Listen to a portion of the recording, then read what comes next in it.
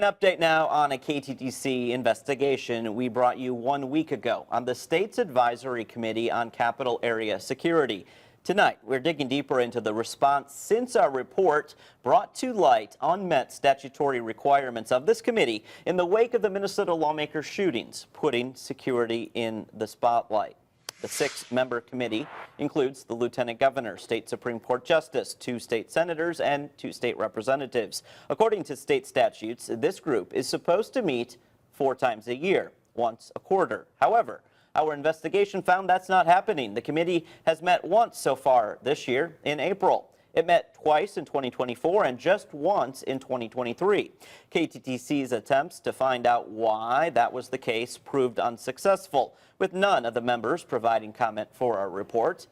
Earlier this week, the Department of Public Safety announced it is working with the advisory committee on a third-party security assessment of the Capitol complex in St. Paul. At a news conference Tuesday, we pressed the DPS commissioner for answers on the committee's meeting frequency. The committee, I believe, last year met twice. They did not meet their 4 times. I don't recall what the suggestion was why they didn't meet those other times. But what I will tell you is that when that committee and that group meets, they do review security protocols. Following our initial report last Thursday, I reached out to 14 state lawmakers representing Southeast Minnesota. That includes 9 representatives and 5 senators on both sides of the aisle. I wanted to get their reactions to the meeting frequency of the Capitol Security Committee. Representative Steve Jacob is the only local lawmaker responding to my request for comment on this topic. The Altura Republican telling KTTC, quote, "It was disappointing to learn that the Advisory Committee on Capitol Security has not been meeting as required by state law. Lieutenant Governor Flanagan is the chair of the committee and is the only person who can call for a meeting, so it would be prudent to hear from the Lieutenant Governor as to why this has happened. There is no reason this committee should not be following its statutory requirements," end quote.